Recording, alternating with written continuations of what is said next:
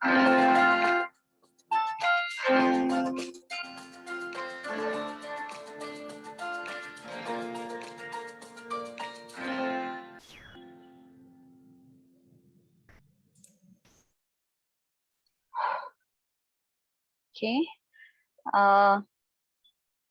Namaste, everyone.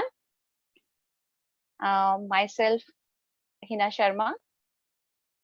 Welcome to Global Yoga Fest, and Swasti Yoga Center welcomes you all in today's session, as we are celebrating 75 years of India's independence and launching a year-long celebration from August 2021 to commemorate 75 years of independence with a slew of programs for global audience, encouraging yoga for health and well-being. So we have more than 8 categories in this year-long program with 50 plus topics, 75 programs or workshops, 50 plus speakers, 30 plus countries, and including various activities. Different activities would be there, like yoga and wellness sessions, panel discussions, quiz and essay contest, life guiding sessions by speakers, and Sattvic Indian cooking, bhajan, kirtan, and chanting, and question answer round. So, before starting today's session, let's start with the prayer.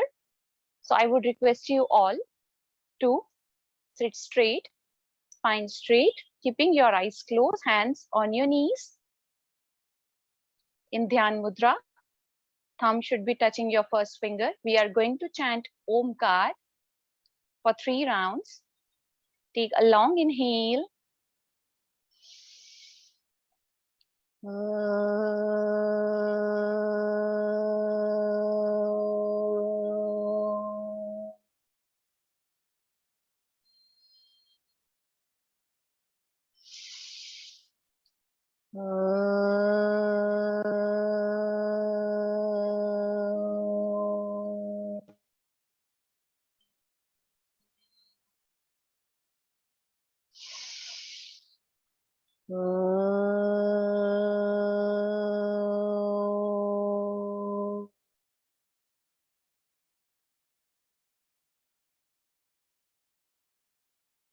Gently join your palms. We are going to chant Patanjali Stavan.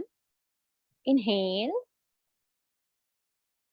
Yogena chittasya padena vacha malam sharirasya cha vaidyakena yopakarotam pravaram munina patanjalim pranjaliranatosmin. Gently rub your palms. Place them on your eyes. Absorb the energy. Slowly open your eyes in darkness, coming towards the lightness. So let me introduce with our today's guest. So today we have our guest speaker as Francio Gautier, a journalist and integral yoga follower. I'll give a small introduction about him. Then we are going to start with the session. He was a political correspondent in South Asia during 10 years, and he is now editor-in-chief of Paris-based La Revue des Indes, published by Les Editions des Hermiton. Francio has written several books on India. I would like to add some names, which the books he has written. A Western Journalist on India, Sri Sri Ravi Shankar, A Guru of Joy in 2003. And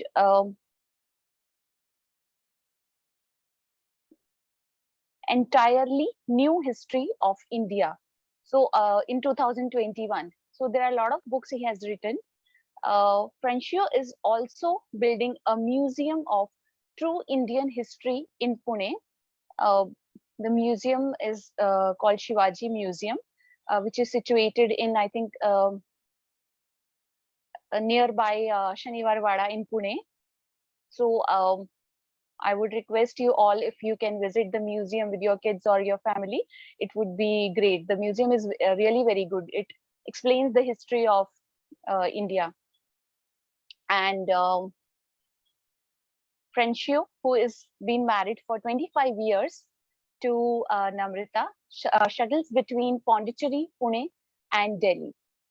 I think today we have his video to watch. He is traveling today, so we are going to watch his session in a video. So let's start with the session.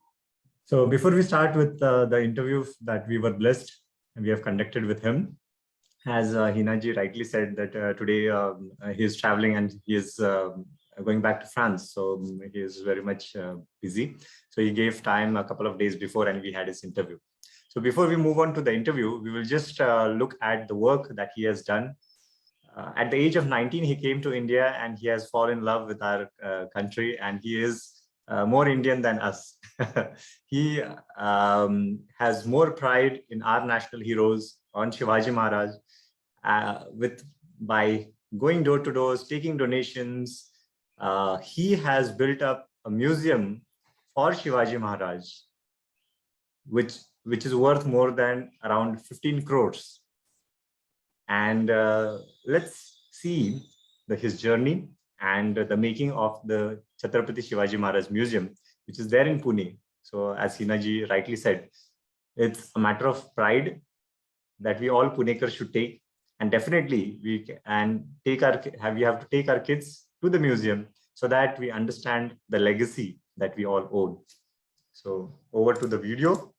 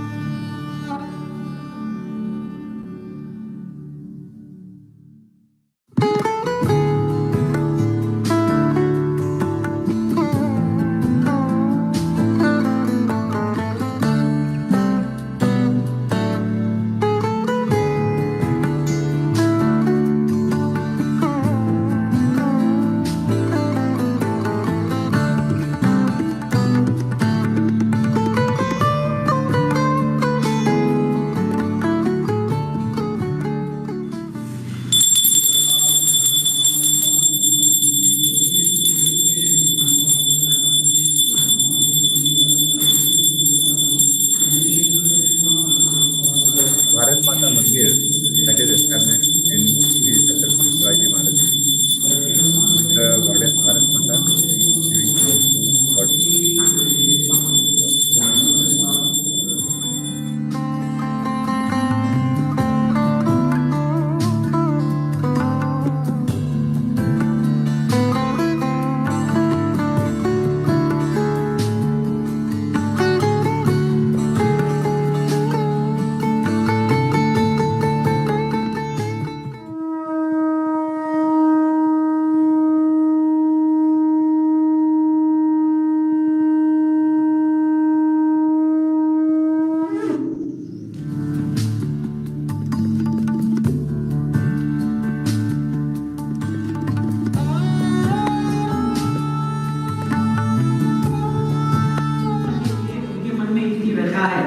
क्यों इस संस्कृति के लिए उनके मन में इतना प्रेम है, ये आज उन्हीं से हम जानने का प्रयत्न करते हैं। मेरा हिंदी थोड़ा मालूम है, I'm speaking English. So, you know, most foreigners they come to India to get something. Mother Teresa, she came to India because she wanted to help poor Indians. Sonia Gandhi, came to India because she wanted to help the Congress. In the soil, in the earth, there was some knowledge, and this knowledge can save the world. The world today needs to accept the other. It's a universal knowledge that India has given to the world, regardless of their religion, regardless of their ethnic origin. And since then, I have felt that India has given to me. So I am giving back something to India in my own way. So this museum. So anyway, enjoy that museum. This is your home, this is your museum. And then we meet again. Huh?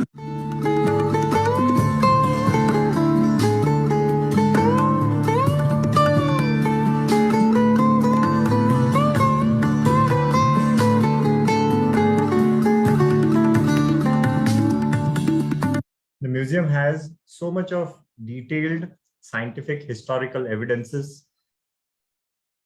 So much they are in detail that IAS preparing students come here and study this museum. Many a times it happens that whenever you visit to museums, they are funded heavily. And so you can find them in a very good aesthetic sense. Though the artifacts are very less, the museum is very posh. Here you will find it the other way around, because it has come all the way through donations from the personal efforts of one person. You will find that the collection is very rich, though the ambience and everything is very simple and very humble.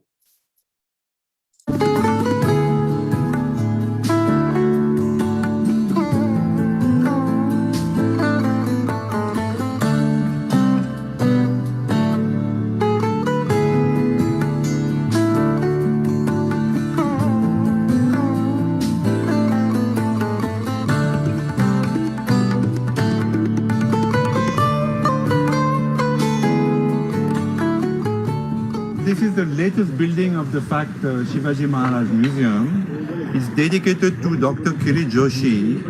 Dr. Kiri Joshi was an exceptional man. At first he was an IS officer, and then he read Sri Aurobindo and became a disciple of the mother and Sri Aurobindo, and was for many years the registrar of the Sri Aurobindo Ashram School in Pondicherry.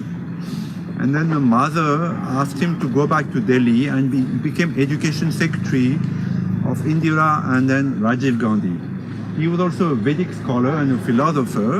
In his later life, he became the chairman of the Indian Philosophical Council and the education secretary of Mr. Modi in Gujarat. He was a very simple man, very gentleman, but probably one of the best brains on the Vedas. His knowledge about the Vedas is so immense that I think, when he died, it took a lot with him. So we wanted to dedicate a pavilion to Dr. Kiri Joshi.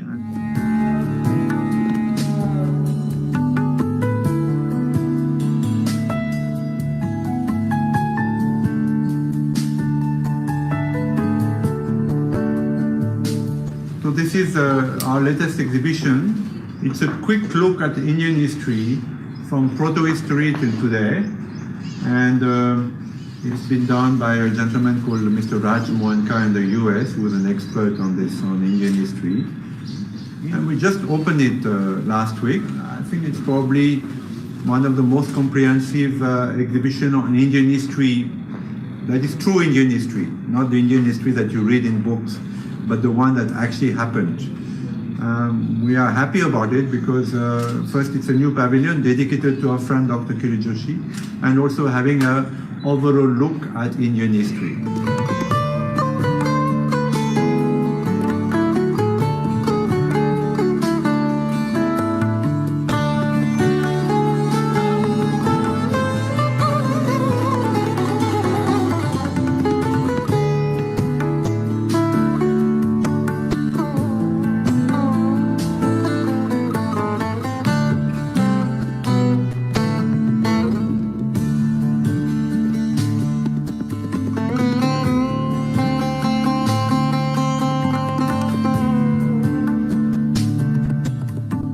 So this is an exhibition on Tipu Sultan. And fortunately, Tipu Sultan is one of the heroes of Nehruvian India, along with with Ashoka or Akbar, and he's been portrayed as as a friend of Indians because he fought against the British, but actually he was a very cruel man, and one of his main goals was to convert Hindus to Islam, and he did it in a very violent manner. So here we have shown Tipu Sultan as he was, according to his own records, and each panel tells a story.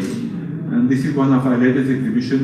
We have installed it in this small pavilion, and I think it's a very popular one, and we are happy to set the record straight, to show history of India as it happened, not as it has been portrayed in history books.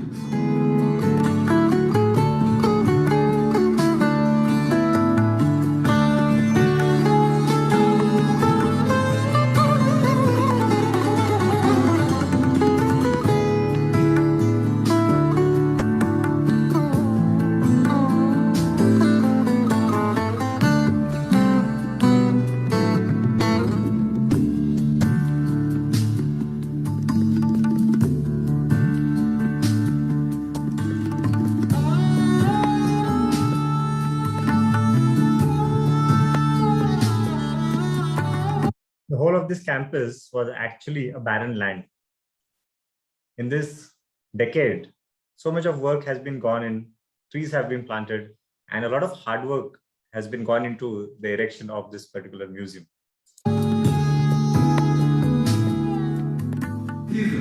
An exhibition on the Goa Inquisition by the Portuguese, which is very unique because there have been books which have detailed, historically, how the Portuguese tortured and killed not only Hindus but also Muslims and Jews in Goa. But it's the first time, to my knowledge, that it's been done, in an exhibition type. And so we are also very proud of this exhibition. And we show from the arrival of the Portuguese, when they were welcomed by the Zamorin of Calicut, till Nehru sent his tanks to put them out of India. The Portuguese were the last to leave India, I think in 1956, and they actually had to be physically ejected from India. Of course, Goa is a myth today, but the history of Goa is a very bloody and dark one, and here we recount this history in that hall which is dedicated to Dr. Bandaro's son.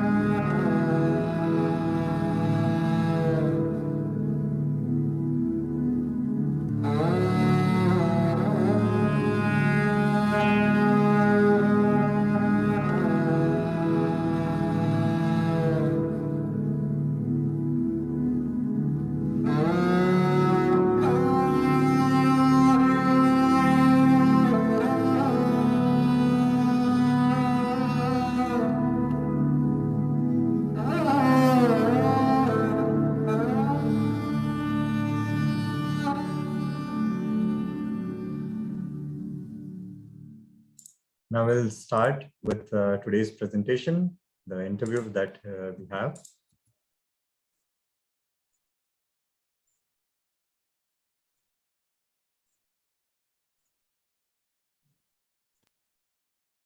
Today we are blessed to have Francis Gauthier. He is a very renowned journalist with more than 5 decades of his presence in India, with his contribution for our country. Though he is born in France and raised, he has contributed immensely for our Indian history, culture. He had served as South Asian correspondent for multiple French language dailies.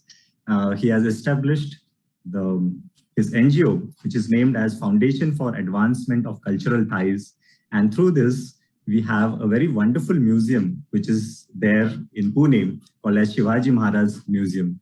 Also popularly, it's known as Fact Museum. And we, the residents of Pune, we are really privileged to visit this museum. And the youths and the students, they get their inspiration. And as many a times sir say, that it is very important for the youths to be shown the right history. And this kind of correction has been made. And it's very important so that they get connected with their roots. And connecting with the roots helps them to get the right kind of confidence, which will help us, all the Indians, to fight the different global challenges that we have, making our country Vishwaguru again.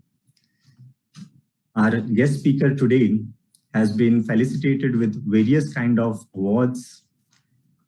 Few of them are Panchajanya's Nachiket Award, Bipin Chandra Pal Award. And with this, the introduction is going to be far more lengthy, but I would take sir's precious time to hear more about his views. So, namaste and welcome, sir, from our Swasthi Yoga family. To start with, we would like to know about your inspiration and the journey in the making of Shivaji Maharaj Museum in Pune.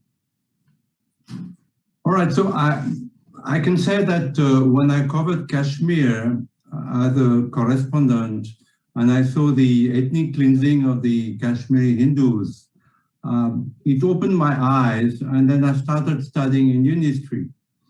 And when I started Indian history, I realized that it was not written as it happened, but mostly as the British wanted it to be written.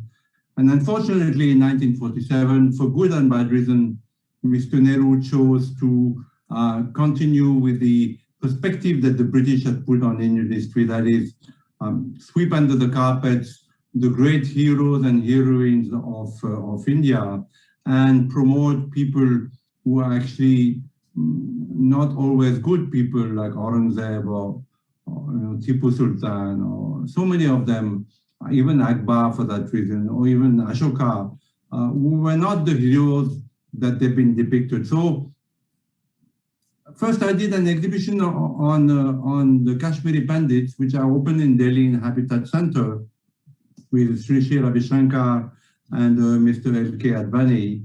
And then I started studying Aurangzeb, because Aurangzeb is very pivotal, is very important in Indian history, not only in terms that he was the most powerful of the Mughal emperors, but also, of course, because he fought Shivaji Maharaj, and Shivaji Maharaj got the better of him. And I realized that Aurangzeb actually was a very meticulous emperor, and he had every order that he passed, whether it was against Shivaji Maharaj or against the Hindus, or destroying some temple, or banning Hindus from using elephants and horses and palanquins. He wrote it down. He was, every order that Aurangzeb passed was written down in Farsi. The emperor's seal was put on it, and it's preserved. So they're all preserved. So I had a historian in Jaipur, retired professor of Indian history of the Rajasthan University. And with him, we got hold of these, some of these firmans, some of these edicts, translated them from the Farsi to Hindi and English, and hired a team of painters to reproduce the the orders of Aurangzeb. So actually the exhibition is called Aurangzeb according to his own records, because there is no need to say he was good, he was bad or anything. You just have to get his records and pin them as they've been ordered, and then you have a clear image of what kind of man Aurangzeb was. And he was actually a monster, not only towards Hindus, but towards his own family. He had his father imprisoned, Shah Jahan, and poisoned. He had his brother Dara Shikoh beheaded for apostasy. He had his son imprisoned. He was actually a very terrible man. Now, Shivaji Maharaj is another story. I am a teacher of the pranayama technique of Sri Sri Ravi Shankar, and I happened to do a course in Pune. Now, the course, that was about 12 years ago, 13 years ago. The course was on the outskirts of Pune. It was an old Jain temple. So, of course, I had heard about Shivaji Maharaj. I'm a Frenchman, and Napoleon is our hero. All my childhood, I've been told about Napoleon's wars, Napoleon's genius, and Napoleon's laws, and some of his laws are still in practice in France. So I was in awe of Shivaji Maharaj. I'd read about him when I was studying Aurangzeb, and I knew that he was, as good as Napoleon. He was on par with Napoleon. So after the course was over, and there was some time before my flight back to Delhi, and I asked my driver whether he could take me to the main museum of Pune, thinking that the main museum of Pune would be consecrated to Shivaji Maharaj. So he took me to a museum called Kelka Museum, which is a very fancy museum, a lot of artifacts, all kinds of artifacts, from the Mughals to different periods. But I didn't find a single exhibit on Shivaji Maharaj. And I was very shocked. I was very shocked. I had an intuition that day that I should do something for Shivaji Maharaj, because he is a great man, and in his own city, Pune, there's not really a museum consecrated, dedicated to him. So that day, it just came to my mind that something must be done. And then later, I had made more exhibition on Maharana Pratap, on Naxalism, on Islam, on the Hindu Holocaust. I had so many exhibitions. Then Sri Sri gave me a plot of land near the airport, past Lohegaon village. At that time, it was a little far from the city. It was rocky. There was no water, no trees. But then I started planting trees and looking for water, and slowly with donation, because this museum is a Seva project, we entirely depend on donations. I started building pavilions one by one. So one pavilion, I would put an exhibition. Another pavilion, I would get some money to another pavilion, to another exhibition. So like this today, there are 20 pavilions with wonderful exhibition. Some of them have never been shown in the world. And then there is a beautiful temple dedicated to Shivaji Maharaj and Bharat Mata. There is a library. There's all kinds. There's an amphitheater. So and it's my dream. So this is how I came to build a museum on Shivaji Maharaj. Yes. So, sir, as you have rightly said, and in the museum also, we see Dara Shikoh in comparisons with Aurangzeb. So in the same way, we always find in our epics, in Ramayana, we have Ram in opposite to Ravan. So everywhere, in every generations, there has been this good and the fight between the good and the bad.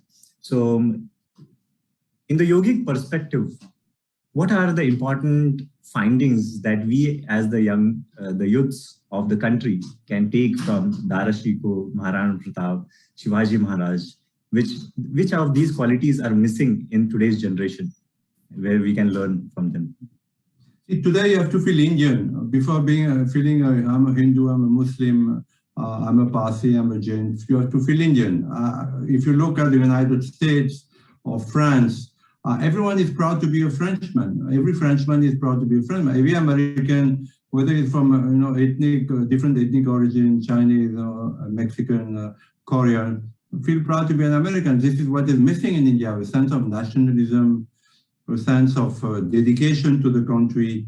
I find that it's sadly lacking mostly among Hindus, because the Hindus remain the majority in this country, and every Hindu's parents, middle class, upper middle class, is to send their children to America.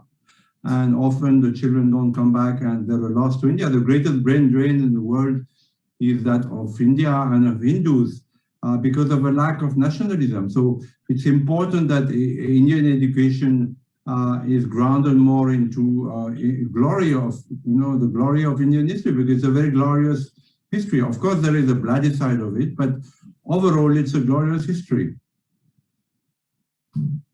Yeah. When we talk about yoga, with International Yoga Day and all the decades we have seen the great yoga gurus traveling across the world. Now, yoga is something which has reached every part of the world. But there is an other side to it also. We see that yoga has become far more commercial. In the name of yoga, there are more sale of yoga pants, yoga mats, yoga certificates, and somewhere the idea of yoga, the spirituality of yoga, the yogic values themselves are missing in these yoga places. And due to this lack of standardization, sometimes you feel people who are interested genuinely globally into yoga, they land up into some places where their heart is broken, or they land up into some kind of health issues also. And so yoga, and indirectly India, gets a bad name. So in this kind of scenario, what do you think are the challenges for the present day yoga fraternity, and how we can move ahead to reduce this or overcome the misconceptions? Again, there's a problem of nationalism here. Yoga is, is the gift of the Hindus to the world. I mean, yoga is a vast name. We should say that there are all kinds of different yogas, Bhakti yoga and Karma yoga and Jnana yoga. But the yoga that concern us, the Hatha yoga, the pranayama, the meditation, the Ayurveda, Hindus do not claim it, and gurus will go, except for Swami Vivekananda, who said, I'm a Hindu monk, and I bring you that knowledge to the Parliament of Religion in Chicago. Most gurus who have gone abroad, particularly to the United States, have tried to do yoga more secular, for good and bad reasons, for commercial reasons, but also because if they want to convince Westerners, Christians to practice yoga, they needed to make yoga more secular, more impersonal, more. But in that way, yoga has been cut from its roots. Today, I think in the United States, every out of 5 persons, at least 3 or 4 practice Hatha yoga. They have no idea it comes from India and from the Hindus. But the fault lies with the Hindus, because they should claim what is their own. It is a gift of Hindus to the world, and unless it is reclaimed, it will be lost. It loses its sacredness. If you practice Hatha yoga like a mechanical, like a gymnastics, and it's disconnected from its spirituality background, it will lose slowly, its value. It will just become another gymnastic, another aerobic. So it's important that Hindus reclaim yoga. I think Mr. Modi has started doing that, by having this International Yoga Day and, practicing yoga himself. But I wish that the gurus who go abroad, and some of them are very popular, would say that, yoga, first, they should explain what yoga is, because if you say yoga in the West, people think only asana, but actually yoga, as I said, is a vast knowledge and very intricate and complicated and superb knowledge. So the guru should explain to Westerners the intricacy of yoga, and they should give the history of yoga, how it came to America, how it became so popular. And then Hindus themselves should say it, but they don't, unfortunately. Over these decades, you have, since your childhood, you have been in India now, and the challenges remain, as you are explaining. These are the challenges. Have you seen the Indian diaspora, Indian scenario changing? No, unfortunately, no. First, if you, again, United States, because it's a country where most Indians want to go, it's the Indians there are bitterly divided into groups, religions, even profession. There are Marathis, there are doctors from Maharashtra, there are doctors from Tamil Nadu, there are doctors from Andhra Pradesh, and they fight each other. Secondly, again, there is no nationalism. That I'm an Indian. I have come to the United States. I'm grateful to the United States for for making me an American. But at the same time, I bring my Indianness. I shine my Indianness. I talk about yoga. I define my country when it is attacked. But this is not happening, unfortunately. I think there is a bit of chance again since Mr. Modi came to power. But the problem is in education. As long as the education in India is so westernized, so much leftover from the British Raj, that you don't teach your children about Kalidasa and about Vyasa, about Maharana Pratap and Shivaji Maharaj and Rani of Jhansi is taught, but Rani Kittur Chennamma and so many other heroines, you will just produce clones. The education in India produces clones. And why is no Hatha Yoga taught in Indian schools? Why is it that something that is born in India, went out from India, has been adopted in the West, is not taught in Indian schools? I mean, I think now in the United States, there are some schools which teach, some Hatha Yoga to children, some pranayama, and some meditation even. But in India, it is not so. It's a terrible thing that I, as a Westerner, find terrible. That you could make such wonderful children who are grounded in their own spirituality, who are proud to be Indians, and at the same time who have this universal outlook which most Hindus have, but it is not done. Absolutely. We have observed that even when attempts are made by the schools to introduce yoga, it is more like teaching Surya Namaskar, teaching asanas in the name of yoga. And as you were rightly saying, the spirit of yoga, the tradition of yoga is 5,000 years old, which talks about changing the holistic personality of an individual. So definitely all the yoga fraternity, the stakeholders who are into it or watching this program, I think we have to see to it that how we expand the boundaries, try to integrate yoga in our day-to-day life. And as sir, you're rightly saying, we have to work on these particular aspects. There's a small incident that one of our students who came from US, she shared, being an Indian, she wanted to learn yoga there in Philadelphia. So she went to a class and on the first day, she was trying to learn Hatha Yoga. The class was of Hatha Yoga. And the teacher started in this way. So today we are going to learn Hatha Yoga. And the reason it's called as Hatha is because we do this yoga with hands. So the moment she, because as an Indian, she had a little background about this, but she felt like this is not what exactly, and if this is going to happen, then it's quite challenging. And so in this way, many misconceptions are there. And I think many a times it is because we do not have interest or inclination in our own mother of all the languages, that is Sanskrit. So I would like to know your opinion about why exactly Indians do not love this ancient language.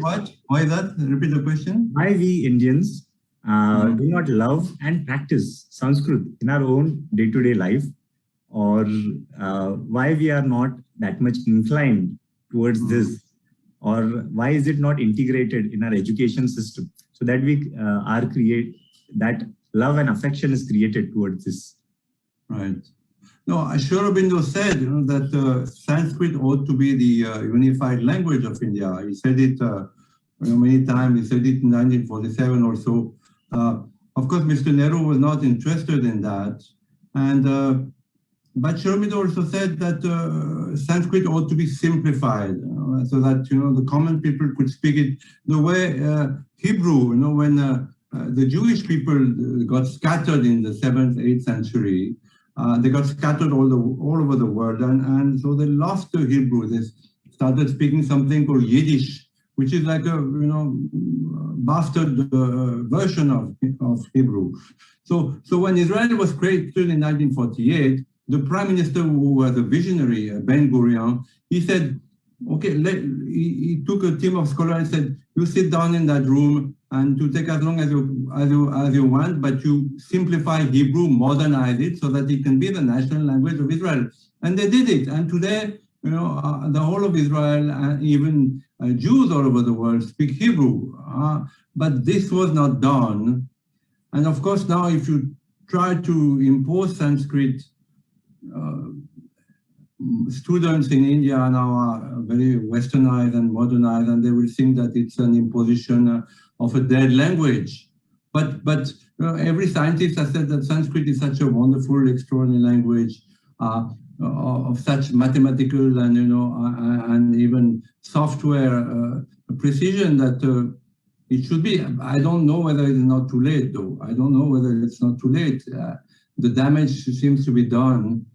I see that in Tamil Nadu, there will be a lot of already Hindi. They righted when the center wanted to impose Hindi, so there will be a lot of resistance. But I come back to Sri Aurobindo because he said very clearly that Sanskrit ought to be the unified language of India. English is not the national language of India, but unfortunately, it is the only unifying language of India today. So, sir, we would like to know more about your presence in Auroville, the journey, and the new book, which is there on pranayama.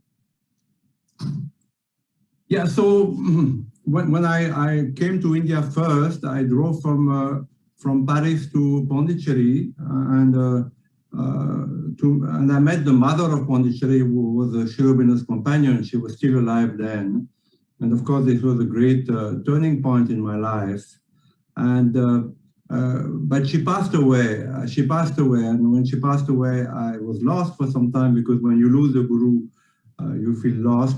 And then I had done a little bit of journalism and photography in France before coming to India. So I started freelancing, first in the south, and I came to Delhi. And from Delhi, I became a correspondent for some of the major French-speaking newspapers. My journey to India has been a great privilege, because whatever I have learned of value, I have learned in this country. And of course, yoga is the most important part of it. The yoga of Sri Aurobindo, which is an integral yoga, and which wants to bring up the next step of humanity, from animal to man, from man to what Sri Aurobindo calls supermind.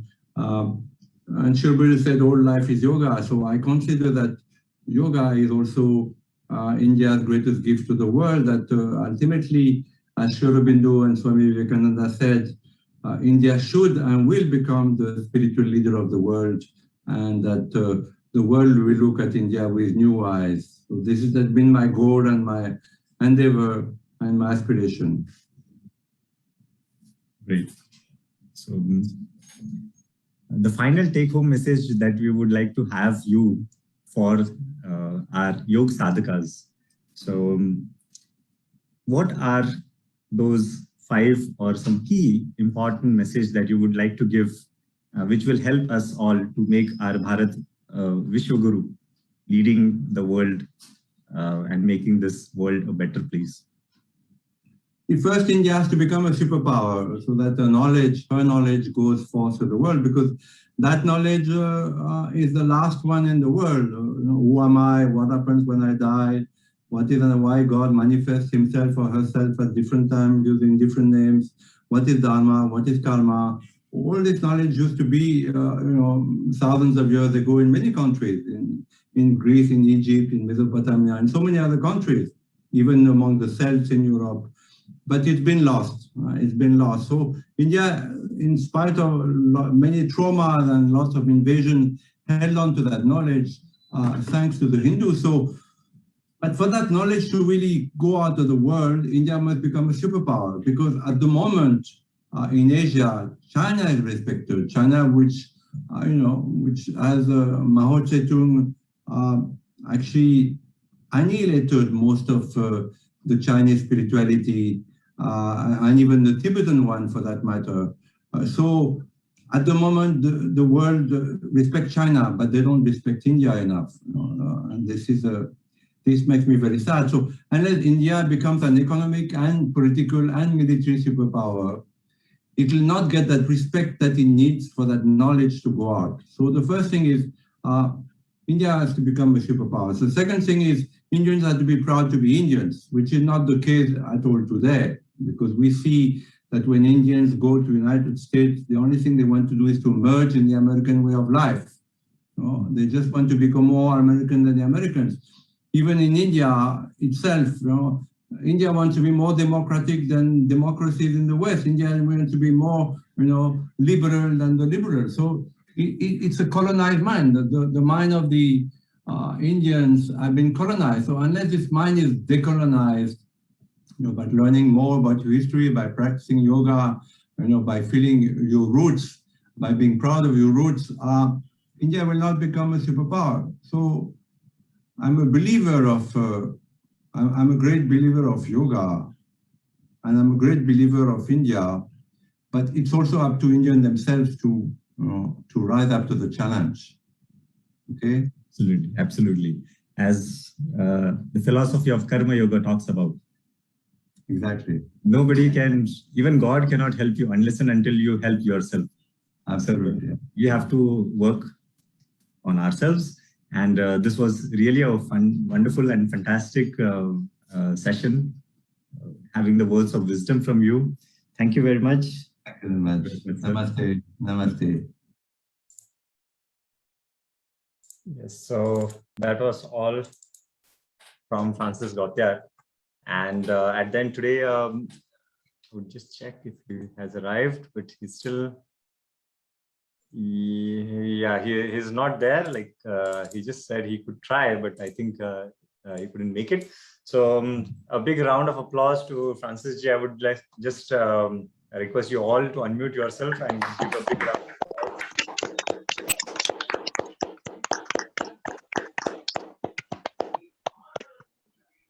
I would request Lionel to express himself in a bit of French and in English, so that this could be a message from Swasti Yoga in French to Francis sir. Namaste everybody, namaste maman sir.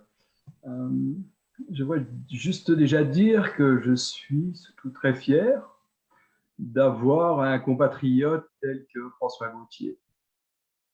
And I say that I'm very proud to have a compatriot as François Gautier. Et j'espère qu'on va continuer, qu'il puisse continuer dans toutes ses actions à diffuser et à réussir sa mission.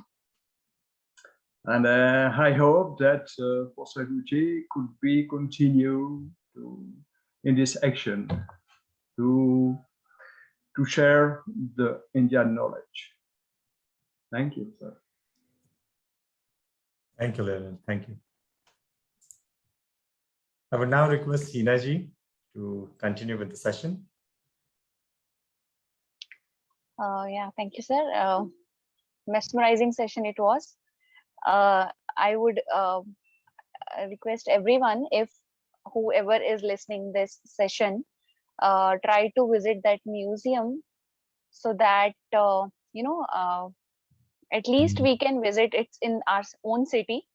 It's a luck for us that it's built in Pune, so we can visit there one like just 2-3 hours.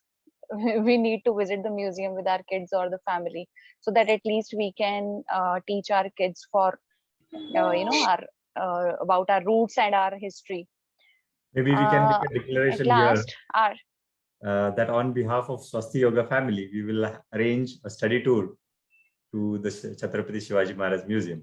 Yeah, I think everybody would be excited. Great For this activity.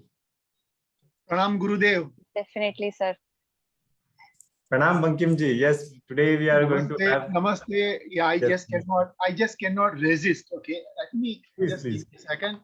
Let me start my video so that at least you can feel my expressions. Okay. Namaste, everyone. Namaste. Hey, first of all, I am, overwhelmed with joy and pride. That's my first opening sentence. And I would love, and it will be my privilege and honor to be a part of this journey. And you can say, I have a little, let me not put it that way. But what I see in today's world, obviously, I think Gurudev, you already said, that we want to make this world a brighter place, right?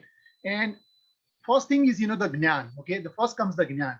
And despite living in this information and technology and too much of information, I think we are struggling between two. Either we have no news or we have the fake news, put it that way, okay? And that's my personal opinion or view. And this is what, I have lived my life in India, right? And I was never taught, put it that way, okay? Shivaji Maharaj, it was probably a one page, right? One page, battle with Mughals. But the real point is, that we want to make, the world a brighter place. That's a collective effort. And what we have seen, other side is we always say Satyameva Jayate. Okay, that means, the truth alone is going to prevail. But the truth is not going to prevail unless we have Shivaji Maharaj. So thank you so much. Thank you so much for bringing this. And as you mentioned, when I think now, when I come down to Pune, then obviously Shivaji Museum will be one. And then icing on the cake will be that I'm going to meet my, Swasti Yoga brothers and sisters. Yes. Thank you so much. We all, the family members, welcome you. So Bankimji right now is, he is located in Houston, USA. And we are very privileged that to see his dedication at 12:30 or 1 at midnight, he attends the level 3 sessions. So that is his dedication towards learning all the spiritual sciences. So we salute that. And yes, thank you very much, Hinaji. You can continue, and Bankimji would request you after Hinaji to end this session with Pasaida. Can I change it? Because I would like to make a prayer which is appropriate for this session. Sure, definitely. Yeah, please go ahead. Yeah. All right. So let's quickly, I would like to inform about our upcoming sessions. On 9th October, we have our student, Dr. Gauri Suhas Chawat. She's going to deliver a lecture on Yamas, Niyamas in India. On 10th of October, we have a guest lecture by Dr. Uday Kumtekar sir, and the topic would be role of Natha Sampradaya in Hatha Yoga, which would be at 6 p.m. onwards. Try to join the session. We are also live on Facebook and Instagram. Also, you can check our videos on YouTube and try to spread this message for these, seminars or these sessions to your loved ones or to your near and dear ones, everyone, so that they can also get the chance to listen these beautiful sessions. I would now request Bankim ji, please.